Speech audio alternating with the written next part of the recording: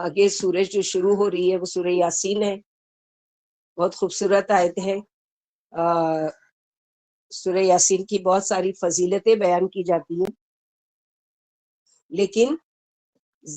تمام کی تمام یہ کہا جاتا ہے کہ فضیلت تو ہے لیکن ضعیف ہے، اس پر عمل ضعیف. اس کے اوپر فضیلت کے لیے بیان تو کیا جا سکتا ہے لیکن اس پر عمل نہیں کیا جاتا ہے. جیسے کہ یہاں پر ہے نبی صلی اللہ علیہ وسلم نے فرمایا جو رات میں سورہ یاسین پڑھ لے اللہ اسے بخش دیں گے، اور جو حامیم دخان پڑھ لے اسے بھی، جو اللہ کی رضا کے لیے رات کو یاسین پڑھ لے اسے بخش دیا جائے گا. یہی وجہ ہے کہ ارباب علم فرماتے کہ سورہ یاسین کی ایک یہ بھی خصوصیت ہے کہ جس مشکل کام کے لیے پڑھی جائے گی اللہ اس کام کو آسان فرمائیں گے. سکرات موت کے وقت پڑھنا اسی لیے ہے کہ حق تعالیٰ کی رحمت و برکات کا نزول ہو اور وہ آسانی سے نکل جائے. واللہ عالم بالصواب. لیکن عمل کے لیے یہ چیز نہیں ملتی ہے کہیں بھی. کیا آپ صلی اللہ علیہ وسلم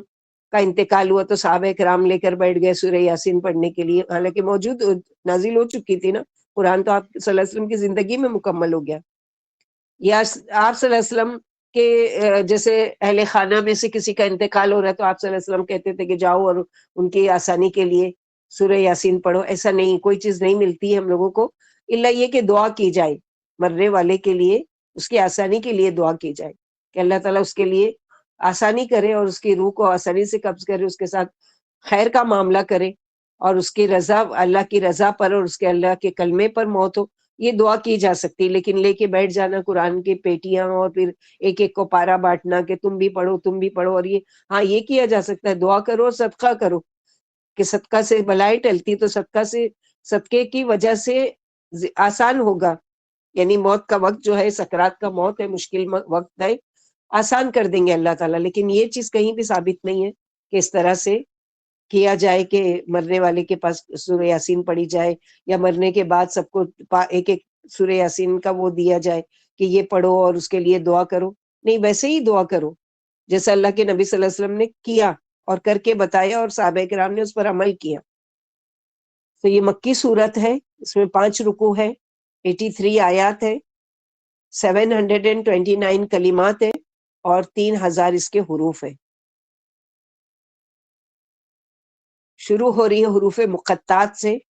بسم اللہ الرحمن الرحیم. یاسین والقرآن الحکیم انک لمن المرسلین علی صراط مستقیم تنزیل العزیز الرحیم لتنذر قوما ما انذر آباؤهم فهم غافلون لقد حق القول علی اکثرهم فهم لا یؤمنون. یہاں پر یاسین، بعض لوگ کہتے ہیں کہ یا یعنی اے اور سین یعنی انسان، اے انسان، یا بعض لوگ کہتے ہیں کہ یہ یعنی آپ صلی اللہ علیہ وسلم کو خطاب کیا گیا. واللہ عالم. لیکن اصل چیز یہ ہے کہ اللہ سبحانہ و تعالیٰ سورہ جو بہت ساری صورتیں جو شروع ہوتی ہیں حروف مقطعات سے، اس کا معنی کیا ہوتا ہے کہ انہی حروف سے مل کر یہ قرآن بنا ہے، کیونکہ اسی کے بعد اللہ سبحانہ و تعالیٰ قرآن حکیم کی قسم کھا رہے. یعنی واو قسم سے، والقرآن الحکیم، واو قسم کے لیے، اور قسم اس چیز کی کھائی جاتی ہے جو بہت عظیم ہو، بہت ضروری بات کہنے کے لیے. قسم کھانے کی ضرورت کیوں پیش آتی ہے کہ گواہی کے طور پر، یعنی اللہ تعالیٰ گواہی دے رہے ہیں کہ یہ قرآن حکیم ہے، حکمت والا ہے، اور حکمت والے رب کی طرف سے. اور یہ اللہ کے لیے جائز ہے کہ وہ اپنی مخلوق میں سے جس کی چاہے قسم کھائے. ہمارے لیے جائز نہیں کہ ہم اللہ کے علاوہ کسی اور کی قسم کھائیں. اور دوسری چیز یہ کہ بعض علماء کہتے ہیں، بعض لوگوں کا کہنا ہے، سوری علماء کا تو نہیں، بعض لوگوں کا کہنا ہے کہ چونکہ یہ قرآن جو ہے وہ اللہ کا کلام ہے، اللہ کی مخلوق نہیں ہے، اسی لیے اللہ کے کلام کی قسم کھائی جا سکتی ہے. اور وہ کہتے ہیں، اس کا جواز دیتے ہیں کہ لوگ جیسے کھاتے ہیں قرآن کی قسم اور فیصلے کے بعد قرآن کو لیا اور وہ کرو. لیکن واللہ عالم، اللہ کے نبی صلی اللہ علیہ وسلم سے، ہاں جیسے کہ اللہ کے نبی صلی اللہ علیہ وسلم نے کہا رب کعبہ کی قسم،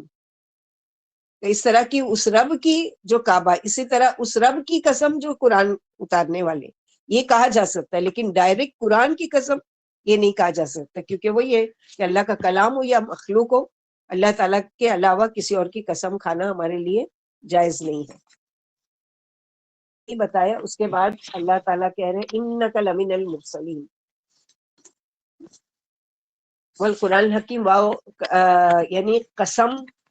پکے قرآن حکیم کی، حکیم کا معنی کیا ہے؟ حکمت والا، محکم، پختہ الفاظ اور معنی کے اعتبار سے، یعنی اس میں بہت دانائی کی باتیں ہیں اس کتاب میں، بہت ساری ایسی چیزیں ہیں جو حکمت پر مبنی ہے، یعنی اس محفوظ اور قرآن کی قسم جس میں باطل کا کسی گوشے سے بھی گزر نہیں، اور جو حکمت والے اور خوبیوں والے اللہ کی طرف سے اتارا گیا، یعنی اگر کوئی اس میں کوئی اپنی طرف سے کوئی بات ڈالنا چاہے تو یہ اللہ سبحانہ و تعالیٰ نے اس چیز سے روکا ہے کہ ایسی کوئی چیز اس میں کوئی داخل کر ہی نہیں سکتا۔ اور پھر قسم کھا کر اللہ سبحانہ و تعالیٰ کتاب کی، آپ صلی اللہ علیہ وسلم کے جو رسالت ہے اس کی گواہی دے رہے ہیں، انک لمن المرسلین، بے شک آپ کیا ہے؟ رسولوں میں سے ہیں۔ نعوذ باللہ، نبی صلی اللہ علیہ وسلم کو اپنی رسالت پر کوئی شک تھا کہ آپ صلی اللہ علیہ وسلم کو قسم کھا کر یہ بات یقین دلائی جا رہی ہے، بلکہ یہ بات ہے کہ قریش کفار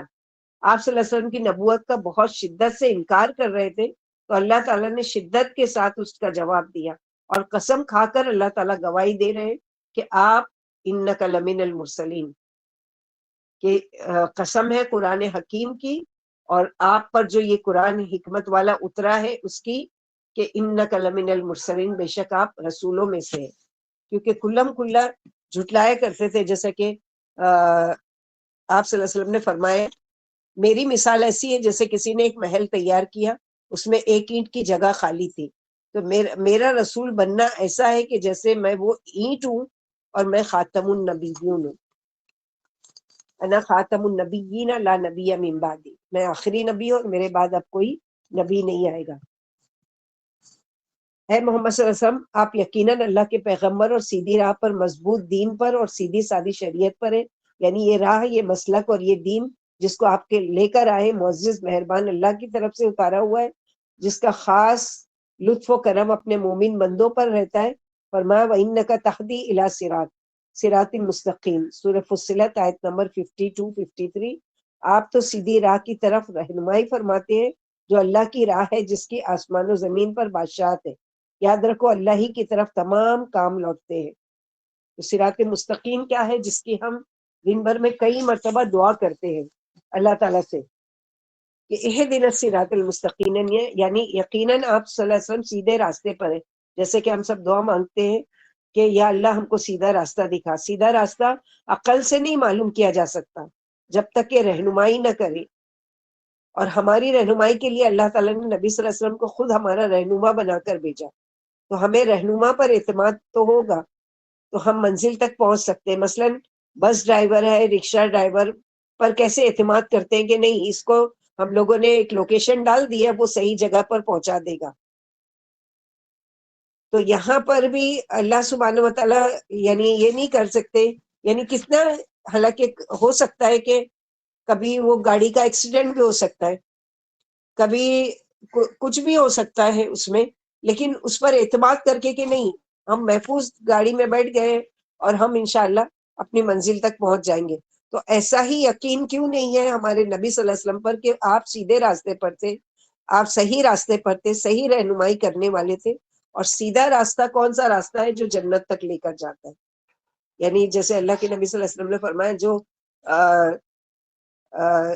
دین کے راستے پر نکلا اس کے لیے جنت کا راستہ اللہ تعالیٰ آسان کر دیتے تھے، تو دین کا راستہ، جنت کا راستہ، یہ سارا کیا ہے؟ صراط مستقیم ہے۔ تو صراط مستقیم کی نہ صرف دعا کرنا ہے بلکہ صراط مستقیم کو حاصل کرنے والے راستے کے لیے کوشش بھی کرنا ہے کہ کہاں سے ہم کو یہ راستہ ملے گا، کیسے ملے گا، اور وہ راستے ملنے کی تو پہچان اللہ کے نبی صلی اللہ علیہ وسلم نے اپنی زندگی پر ہی میں ہی بتا دی۔ صراط مستقیم پر چلنا چاہتے ہو تو چلو اس راستے پر، ما انا علیہ واصحابی، جس پر میں اور میرے صحابہ کرام، یہ سیدھا راستہ ہے، اس سے ذرا سا بھی اگر ادھر ادھر بھٹک گئے نا تو تم بہت دور کی گمراہی میں نکل جاؤ گے۔ تو یہاں پر اللہ سبحانہ وتعالیٰ یہ بتا رہے کہ ساری صفات جو ہے اللہ کے نبی صلی اللہ علیہ وسلم میں موجود تھی۔ تنزیل العزیز الرحیم،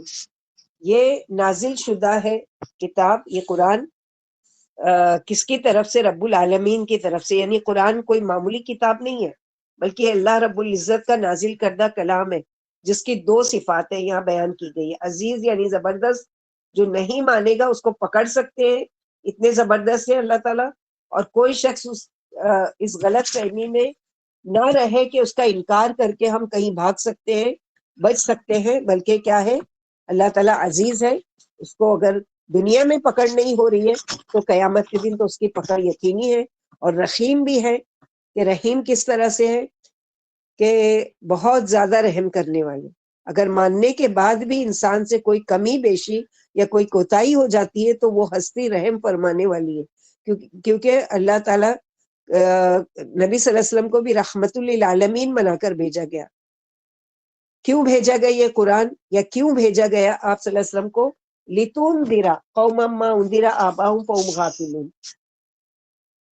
تاکہ آپ صلی اللہ علیہ وسلم ایک ایسی قوم کو خبردار کر دیں جن کے آبا و اجداد خبردار نہیں کیے گئے، تو وہ غفلت میں پڑے ہوئے تھے. کیونکہ بہت پہلے تو انبیاء آئے، لیکن قریب کے دور میں کوئی ایسا شخص نہیں آیا جس سے ڈائریکٹ لوگوں کو اللہ کا کلام سنایا ہو، بات بتائی ہو. اس لیے آپ صلی اللہ علیہ وسلم کو بھیجا گیا. اس سے کیا پتہ چلتا ہے کہ آبا و اجداد کے اندر غفلت ہو تو نسلوں تک چلتی ہے، اور اگر نسلوں میں سے اصلاح ہو جائے تو آگے کی نسلوں کی پھر صحیح رہنمائی ہو جاتی ہے. اب عیسیٰ علیہ السلام کے بعد اور نبی صلی اللہ علیہ وسلم کے بیچ میں کوئی بھی نبی عربوں میں نہیں آیا تھا، اس لیے وہ اپنی سرکشی پر تھے. اور اس وقت تک کیا تھا کہ عرب مرادیں، کیونکہ ان میں آپ سے پہلے کوئی ڈرانے والا نہیں آیا تھا. خاص طور سے عرب کے ذکر سے دوسروں کی نفی لازم نہیں آتی، جیسے بعض افراد کا بیان عموم کی نفی نہیں کرتا. لیکن اس کے باوجود بھی اللہ سبحانہ وتعالیٰ فرما رہے ہیں کہ ٹھیک ہے کہ عیسیٰ علیہ السلام سے لے کر نبی صلی اللہ علیہ وسلم تک کوئی نبی نہیں آیا، لیکن پہلے کے ان انبیاؤں کی شریعت تو موجود تھی نا، اور تم اس کو پڑھتے پڑھاتے بھی تھے، تم انتظار میں بھی تھے. جب نہیں تم کو معلوم تھا تو تم کو کیسے معلوم ہو کہ ایک نبی ہمیں آنے والا ہے، کہ جب وہ آئے گا تو ہم کیا کریں گے، اس کے ساتھ مل کر دوسری قوموں سے جنگ کریں گے؟ کس طرح معلوم ہوا؟ جب یہ معلوم تھا تو پھر وہ بات کیوں نہیں معلوم ہوئی تم کو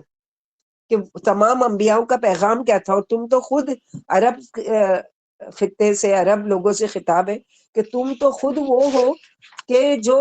اپنے آپ کو دین ابراہیمی پر ہونے کا دعویٰ کرتے تھے. تو ابراہیم علیہ السلام کے بارے میں کیا تم نے پڑھا یا جانا کہ وہ ایسے تھے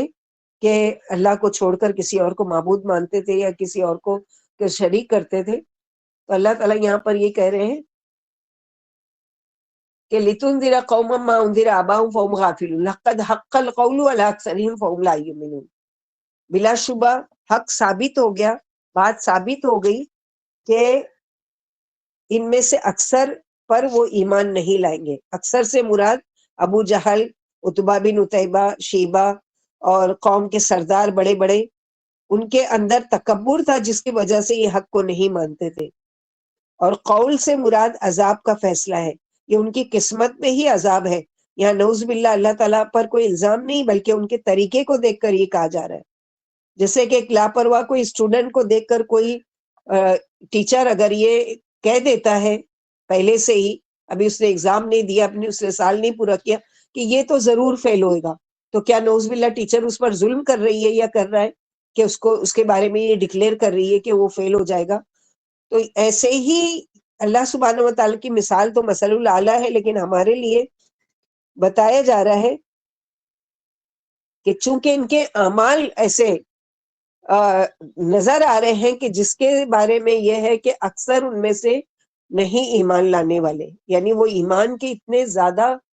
دشمن ہے کہ ان سے کیسے امید کی جا سکتی ہے کہ یہ ایمان لائیں گے. یعنی ان بدبختوں کو ہدایت ملنا ناممکن ہے. ان کی مثال تو ان لوگوں کی سی ہے جن کے ہاتھ گردنوں سے بندھے ہوئے ہیں. اِنَّا جَعَلْنَا فِي أَعْنَاقِهِمْ أَغْلَالًا فَهِيَ إِلَى الْأَذْقَانِ فَهُمْ مُقْمَحُونَ وَجَعَلْنَا مِن بَيْنِ أَيْدِيهِمْ سَدًّا وَمِنْ خَلْفِهِمْ سَدًّا فَأَغْشَيْنَاهُمْ فَهُمْ لَا يُبْصِرُونَ.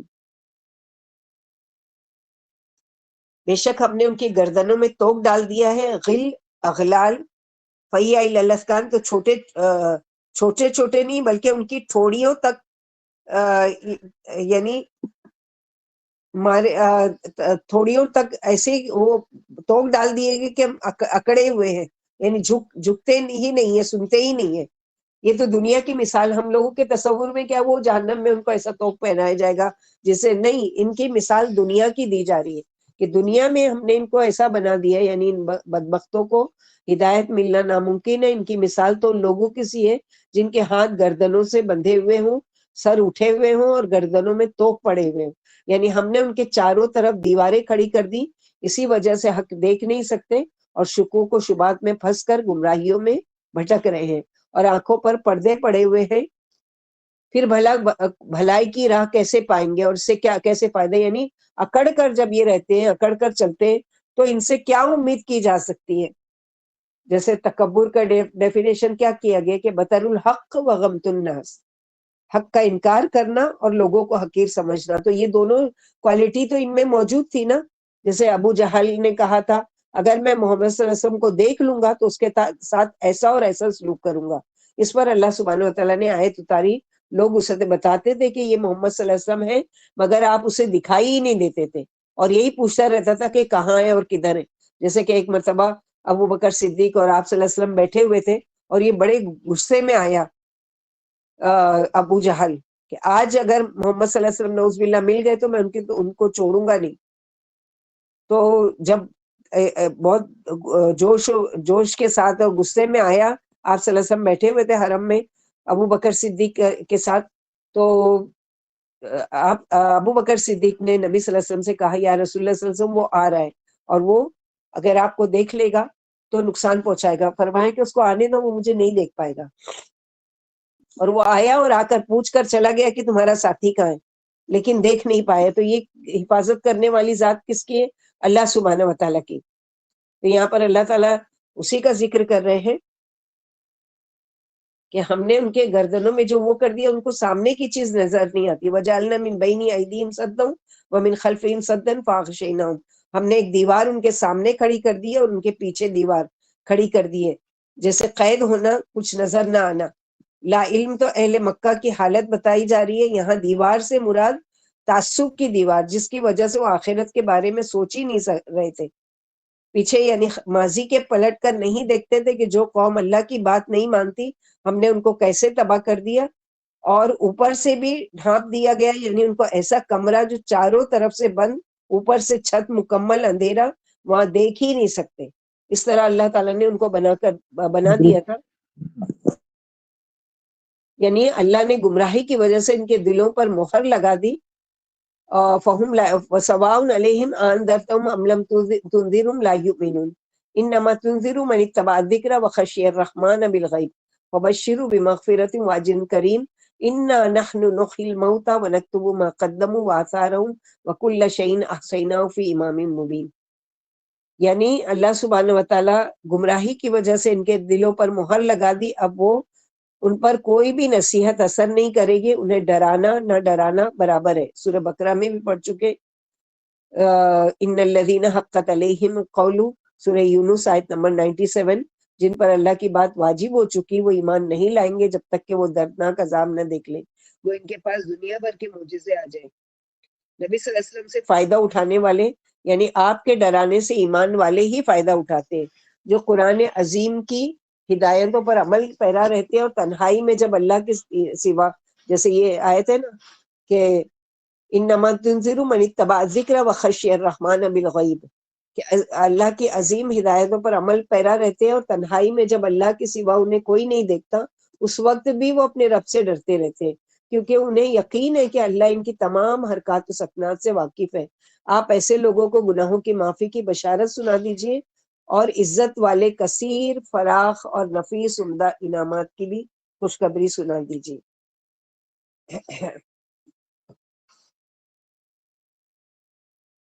انا نحن نحیی الموتى ونکتب ما قدموا، یقیناً ہم زندہ کرنے والے ہیں، ہم زندہ کر کے رہیں گے مردوں کو، اور ہم لکھ رہے ہیں جو انہوں نے آگے بھیجا، وآثارہم، ان کے آثار، وکل شیء، اور ہر چیز کو ہم نے شمار کر کے رکھا ہے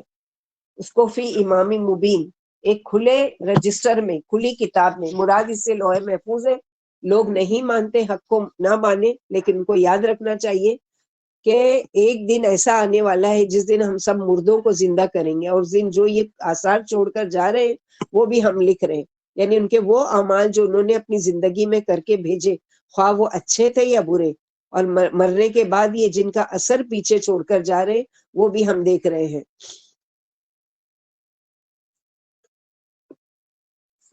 تو یہاں پر یہ بتایا گیا، حشر و نشر کا بیان کیا گیا، یعنی ہم قیامت کے دن مردے زندہ کر دیں گے۔ اس میں اس بات کی طرف بھی اشارہ ہے کہ اللہ اگر کسی کا کافر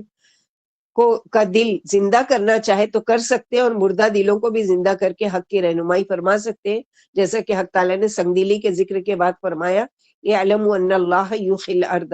سورہ حدید آیت نمبر 17، یقین مانو اللہ مردہ زمین کو زندہ فرما دیتے ہیں۔ ہم نے تمہارے سامنے کھول کھول کر احکام بیان کر دیے تاکہ تم عقل سے کام لو۔ پھر آثار میں کیا چیز ہے؟ ہم نے ان کے آگے بھیجے ہوئے عمل لکھتے رہے ہیں، ان کے چھوڑے ہوئے آثار کو بھی، اگر یہ اچھی باتیں چھوڑ کر آئے تو نیکیاں ورنہ برائیاں لکھتے رہے، یعنی آثار میں دونوں چیزیں آتی ہیں، اچھائی بھی آ سکتی ہے، اچھے عمل بھی آ سکتے ہیں، برے بھی آ سکتے ہیں۔ جیسا کہ نبی صلی اللہ علیہ وسلم نے فرمایا، جس نے اسلام میں کوئی نیک دستور جاری کیا اسے اس کا اجر ملے گا، اس کے بعد اس پر عمل کرنے والوں کا بھی اس کو اجر ملے گا، اور اگر عمل کرنے والوں کے اجروں میں سے کمی نہیں کی جائے گی، یہی حال برے دستور کے جاری کرنے کا ہے۔ مسلم کی ایک لمبی حدیث میں ہے کہ جب انسان مر جاتا ہے تو اس کے عمل ختم ہو جاتے ہیں، مگر 3 قسم کے عمل ختم نہیں ہوتے، اس کے آثار باقی رہتے ہیں۔ نمبر 1 علم جس سے لوگوں کو فائدہ پہنچ رہا ہو، نمبر 2 نیک اولاد جو بعد میں اس کے لیے دعائیں مغفرت کرے، اور نمبر 3 وہ صدقہ جو اس کے مرنے کے بعد بھی جاری رہی، یعنی دنیا میں ہی وہ اپنے ہاتھ سے آثار اپنے لیے بنا کر گیا۔ جابر رضی اللہ عنہ فرماتے مسجد نبوی کے آس پاس کی جگہ خالی تھی، بنو سلمہ نے مسجد کے قریب منتقل ہونے کا ارادہ کیا، نبی صلی اللہ علیہ وسلم کو بھی خبر لگی، آپ نے ان سے دوبارہ فرمایا اپنے اپنے گھروں میں رہو، تمہارے قدم لکھے جا رہے ہیں، یعنی جہاں جہاں قدم چل کر جاتے ہیں وہ آثار ہیں، وہ گواہی دیں گے کہ یا اللہ یہ زمین پر یہ خیر کے کام کے لیے چل کر گیا تھا اتنا قدم۔ ابن عمر فرماتے ہیں ایک شخص مدینے میں فوت ہوا، نبی کریم صلی اللہ علیہ وسلم نے اس کے جنازے کی نماز پڑھا کر فرمایا کاش یہ پردیس میں فوت ہوا ہوتا۔ ایک شخص نے پوچھا کہ اللہ کے رسول صلی اللہ علیہ وسلم آپ نے یہ تمنا کیوں فرمائی؟ جب انسان پر پردیس میں مر جاتا ہے تو اس کے وطن سے اس کے آخری قدم تک آپ صلی اللہ علیہ وسلم نے کیا جواب دیا کہ جب انسان کسی اور ملک میں یعنی جہاں پیدا ہوا ہے اس کے علاوہ کہیں اور جا کر مرتا ہے تو اس کے وطن سے اس کے آخری قدم تک جس قدر جگہ ہوتی ہے اتنی اسے جنت میں ناپ کر دی جاتی ہے۔ سبحان اللہ، اللہم ارزقنی شہادتا فی سبیلک وجل موتی فی بلد رسولک۔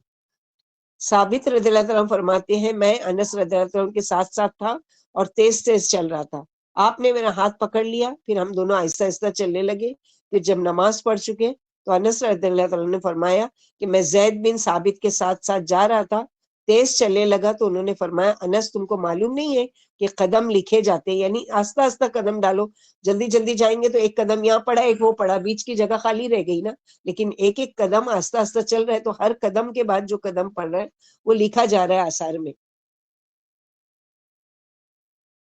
پھر فرمایا کہ ہم نے ہر چیز ایک روشن کتاب میں لکھ لی ہے، یعنی تمام کائنات اور تمام مخلوقات ایک لکھی ہوئی کتاب میں مندرج ہے، جو لوح محفوظ میں جو سب سے بڑی کتاب ہے محفوظ ہے۔ یہاں امام المبین سے مراد ام الکتاب ہے، اسی لیے کہا جاتا ہے نا اگر ہم گھر میں نماز مثلاً پڑھ رہے ہیں تو نماز الگ الگ جگہ پر پڑھے تاکہ وہ الگ الگ جگہ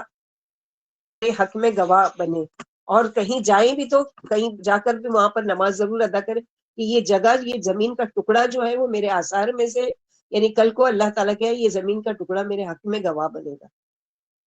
تو ہر دو کو گن کر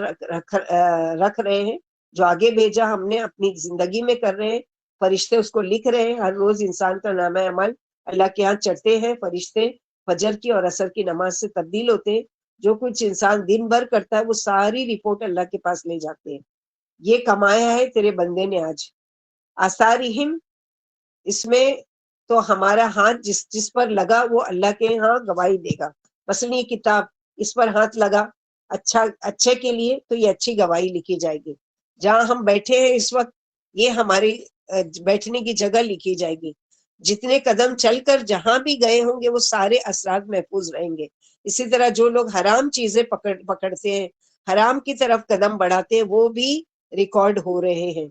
جو آئندہ نسلوں پر آنے والے اثرات، جیسے بچے ہمارے آثار ہیں، مثلا کوئی ماں اگر فوت ہو جاتی ہے تو دادی لوگ عموماً کیا کہتی ہے کہ خود تو چلی گئی مگر اپنی نشانی چھوڑ گئی. تو یہ کیا ہے کہ اپنا آثار چھوڑ گئی ہے. ہماری یعنی لکھی ہوئی خریدی ہوئی کتابیں، کوئی نیکی کا کام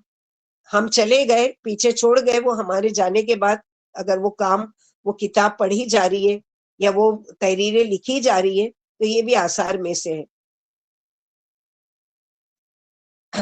یہ سارے عمل ما قدم، سوائے 3 چیزوں کے، یعنی 3 چیزیں جو یہ سارے ما قدموں یعنی سوائے 3 چیزوں کے کہ وہ آثار ہے. ایک عمل جس سے، ایک علم جس سے لوگ فائدہ اٹھائے جو آثار میں شمار ہوں گے، اور دوسرا نیک اولاد جو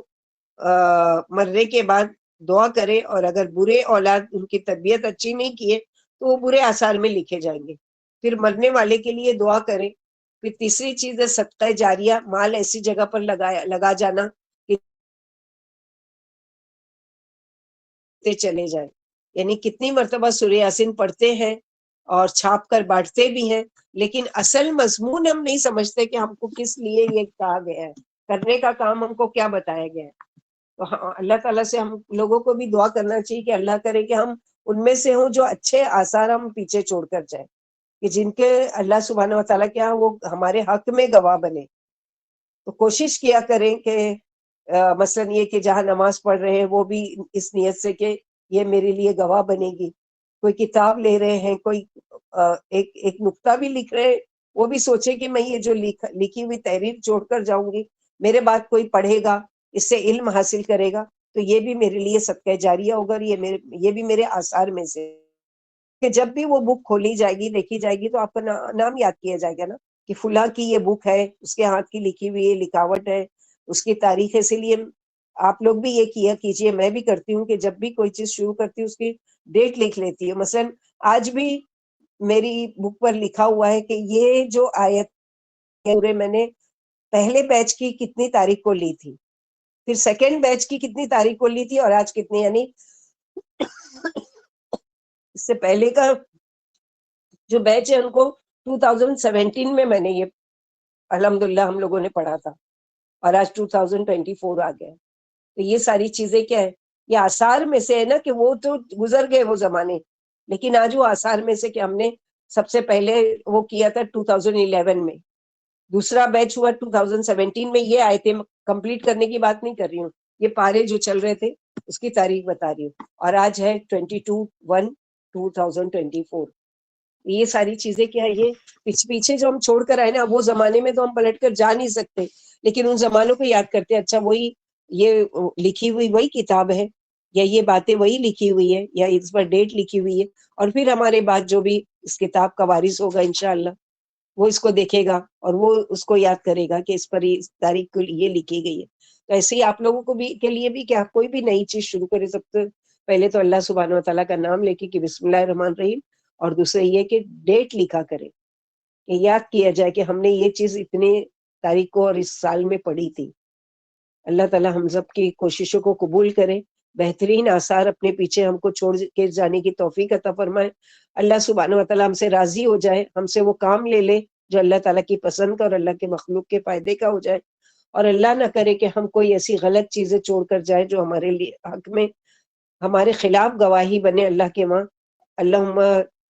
اللہم اجعل القرآن شاہد لنا لا علینا، اللہم اجعل رمضان شاہد لنا لا علینا، اللہم بلغنا رمضان ما صحت و عافیہ، آمین یا ارحم الراحمین. اللہ سبحانہ و تعالی ہم سب کی کوششوں کو قبول کرے، ہم سے راضی ہو جائے،